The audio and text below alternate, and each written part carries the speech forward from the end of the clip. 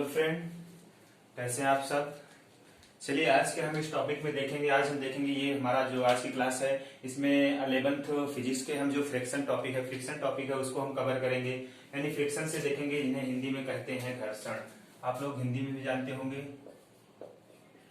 घर्षण कहते हैं हिंदी वाली, यानी यूपी बोर्ड वाले बच्चों के लिए वो बोलते हैं घर्षण। यानी बात करेंगे फ्रिक्शंस की। फ्रिक्शंस क्या है, आप कैसे हैं, जब आप सपोज दैट आप कहीं पे चलते हैं तो फ्रिक्शंस को हमने ऑलरेडी कवर कर रखा था, पिछली वीडियो में सारे टॉपिक्स को कवर कर रखा है। जो इंपॉर्टेंट है ये 11th फिजिक्स के लिए है, फिजिक्स का टॉपिक है, फ्रिक्शन टॉपिक है। इसमें हम आज देखेंगे कैसे कंपोनेंट फाइंड आउट करते हैं। सपोज दैट कोई भी ब्लॉक है, सपोज दैट ये ब्लॉक क्या है, ब्लॉक है, इसका वेट W है दोस्तों। ये क्या है, किसी टेपर सरफेस यानी इंक्लाइंड सरफेस पे ये स्लाइड रखा हुआ है, तो डेफिनेटली ये स्लाइड करेगा। तो उस केस में इसका कंपोनेंट क्या होगा, कैसे फोर्सेस लगेंगे, कौन कौन से फ्रिक्शन फोर्स की डायरेक्शंस क्या होगी और इस वेट की स्लाइडिंग डायरेक्शंस क्या होगी, ये सारी चीजें हम कंपोनेंट में निकालेंगे। तो चलिए देखते हैं हम इसको पहले कैसे कंपोनेंट निकालेंगे। तो आप सभी को पता है, सपोज दैट कोई बॉडी होती है, अगर कोई बॉडी कोई भी ऑब्जेक्ट यहाँ पे हमारा हॉरिजॉन्टल सरफेस पे रखी रहती है, तो आप डेफिनेटली जानते हैं कि इस बॉडी का वेट सपोज दैट मास है m, तो इसका वेट जो होगा नीचे की ओर एक्ट होगा। यानी वेट की बात करें, वेट कितना एक्ट होगा, W is equal to mg according to gravity. G क्या है, ग्रेविटेशनल एक्सीलरेशन होता है, क्योंकि वेट है तो वेट की जो डायरेक्शन होगी वो नीचे की ओर ही होगी, क्योंकि अर्थ सरफेस पे कोई भी ऑब्जेक्ट रखा जाता है ऑब्जेक्ट, तो उसकी जो ग्रेविटी ड्यू टू अर्थ की वजह के से जो ग्रेविटेशनल फोर्स लगता है उसकी डायरेक्शन नीचे की ओर होती है। तो क्या होगा इसकी, अब ये सरफेस पे रखा है तो इसका मतलब होगा वेट इसका क्या होगा, W is equal to mg, ये नीचे की ओर एक्ट करेगा। और इतना ही फोर्स क्या होगा दोस्तों, नॉर्मल फोर्स के नाम से जाना जाता है। यानी बात करें तो ये किस इधर अपोजिट, यानी जो रिएक्शंस होगा, नॉर्मल रिएक्शंस इसे कहते हैं, क्या कहते हैं दोस्तों, नॉर्मल रिएक्शंस कहते हैं। नॉर्मल रिएक्शंस होगा, ये किधर एक्ट होगा दोस्तों, नॉर्मल रिएक्शंस अपोजिट डायरेक्शंस में लगेगा। अगर इसकी वैल्यू की बात करें तो ये इसकी वैल्यू के बराबर ही होगा, n जो होगा दोस्तों W के बराबर होगा, तभी ये बॉडी बैलेंस में रह पाएगी। अदरवाइज किसी टेबल पे सपोज दैट रखी है, तो अगर ये टेबल पे रखी है, अगर ये वेट ज्यादा हो गया, नॉर्मल रिएक्शंस कम हो गया, इस टेबल के जो नॉर्मल रिएक्शंस लगेगा, यानी पहले इस टेबल के जो लेग होंगी उसी पे पूरा लोड आएगा। अगर ये वैल्यू ज्यादा हो गई, ये कम हो गई, तो टेबल के पैर टूट जाएंगे, यानी नीचे गिर जाएगा ऑब्जेक्ट। तो इस केस में ये होता है। ये तो हॉरिजॉन्टल सरफेस था, हमने ऑलरेडी कवर कर रखा है, आपको बता ही रखा है, ये करना तो आसान था, इस पर भी हम मिलकर कुछ करेंगे।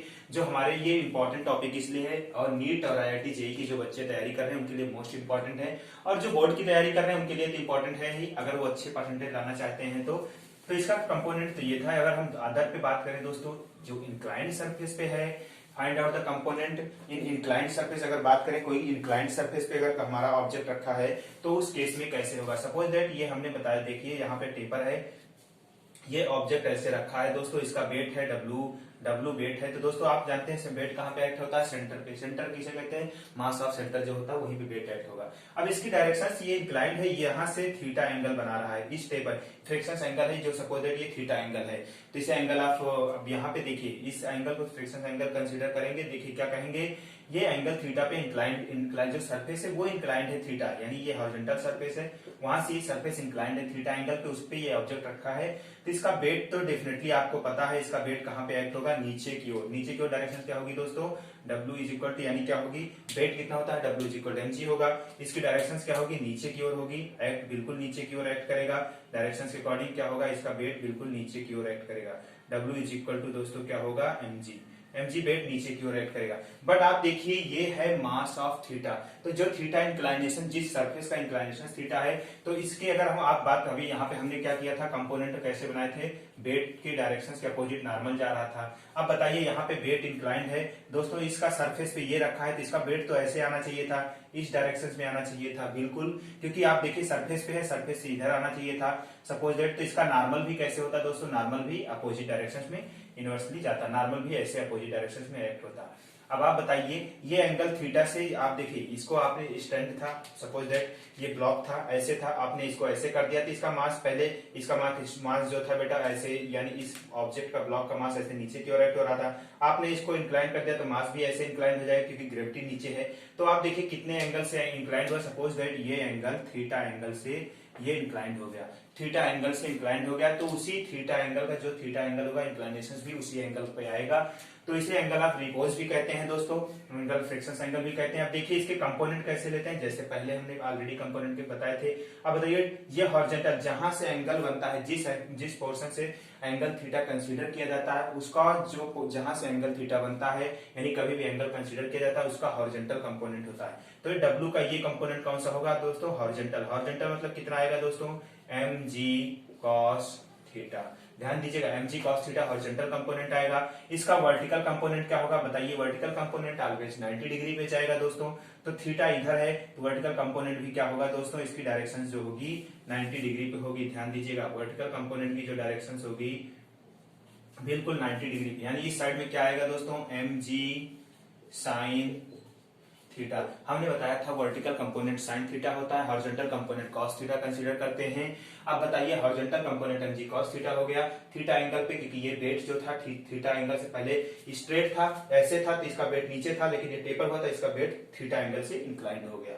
अब बताइए हॉरिजॉन्टल कंपोनेंट ये होगा जहां से थीटा बनेगा दोस्तों, जहां से थीटा बन रहा था वो उसका हॉरिजॉन्टल कंपोनेंट होगा। जहां तक बनेगा ये 90 डिग्री, जो साइन कंपोनेंट होता है 90 डिग्री, ये कहां पे आएगा, इस डायरेक्शन में। अब बताइए ये फोर्स लग रहा है mg साइन थीटा, इस बेट की वजह से, इस फोर्स की वजह से ये ऑब्जेक्ट नीचे की ओर स्लाइड करेगा। इसकी वजह से ऑब्जेक्ट क्या करेगा, इस सरफेस को टच करके रखेगा। अब बताइए कि अब अगर हम इसमें बात करें फ्रिक्शन फोर्स की, तो आप फ्रिक्शन फोर्स की डायरेक्शन आपको बतानी है कि फ्रिक्शन की डायरेक्शन क्या होगी। हमने ऑलरेडी बताया था, सपोज दैट कोई ऑब्जेक्ट किसी सरफेस पे रन कर रहा है तो फ्रिक्शन फोर्स क्या होता है, always act in opposite directions.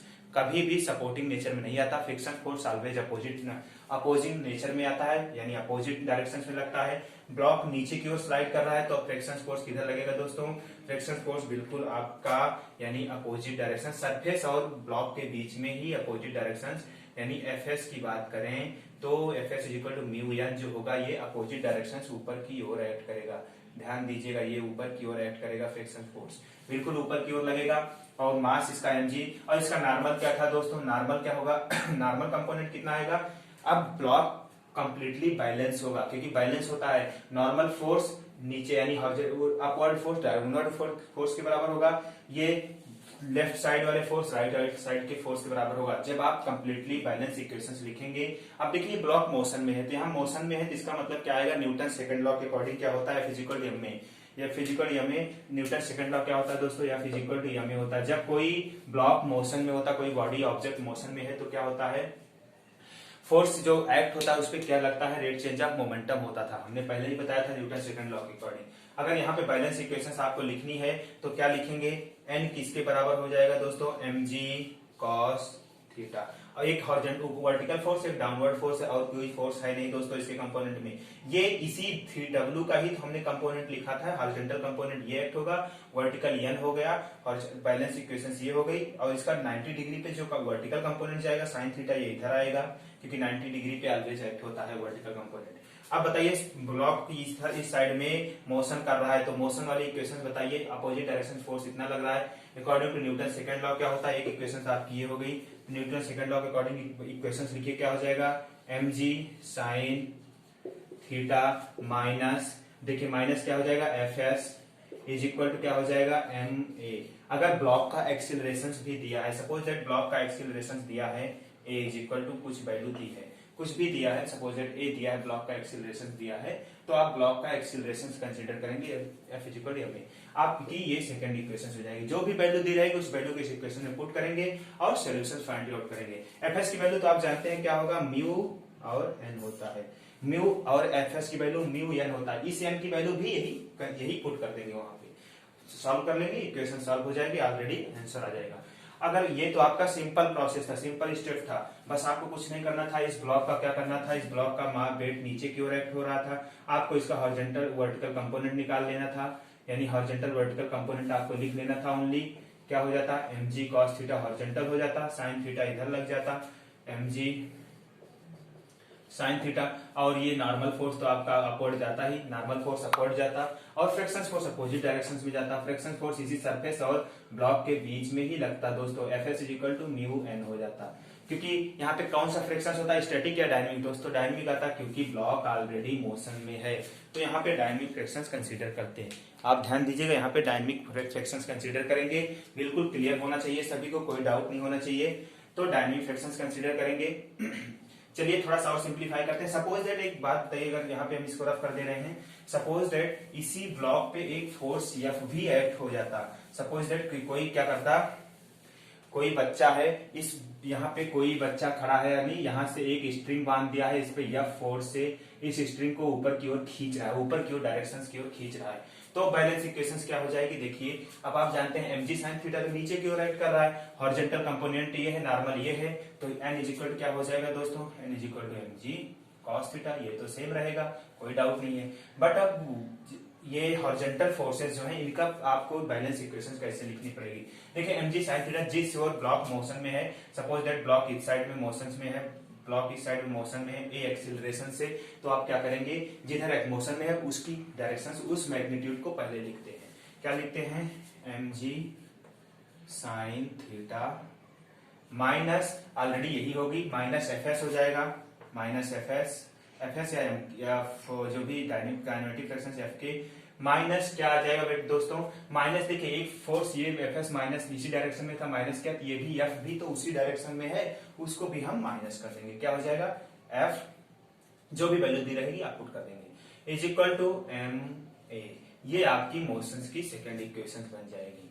अब इसको और इन दोनों इक्वेशंस को सॉल्व कर लेंगे। एफ एस की वैल्यू आप इसकी जानते हैं, म्यू एन होता है, म्यू कोफिशिएंट ऑफ फ्रिक्शंस होता है, इसकी वैल्यू दी रहेगी आपको, एन की वैल्यू यहां से निकाल कर यहां पुट कर देंगे, ऑलरेडी आपको आंसर मिल जाएगा। आई होप समझ में आ गया होगा ये प्रोसेस कैसे करते हैं, इसका कैसे क्वेश्चन सॉल्व करते हैं। कुछ क्वेश्चन हम देखेंगे अगले कल के लिए, हम कल कुछ क्वेश्चन देखेंगे इस वाले टॉपिक पे, काफी इंपॉर्टेंट क्वेश्चंस कंसीडर करेंगे जो भी फ्रिक्शंस के हैं, क्योंकि फ्रिक्शन टॉपिक ये ध्यान दीजिएगा, ये आप किसी भी हायर क्लासेस में जाएंगे चाहे जो भी नीट और जेईई के लिए तो मोस्ट इंपॉर्टेंट है, इसमें से क्वेश्चन कंपलसरी है 100% आना, तो आप केयरफुली समझिए सभी टॉपिक को। कोई डाउट हो तो आप पूछ सकते हैं। प्लीज चैनल को सब्सक्राइब जरूर कीजिएगा, इस चैनल को प्लीज सब्सक्राइब कीजिएगा, वीडियो को शेयर कीजिए, अपने अधिक से अधिक फ्रेंड के पास वीडियो को शेयर कीजिए ताकि वो भी आके पढ़ाई कर सकें। और कोई डाउट हो तो आप हमारे कमेंट बॉक्स में बता सकते हैं क्या प्रॉब्लम है, क्या डाउट।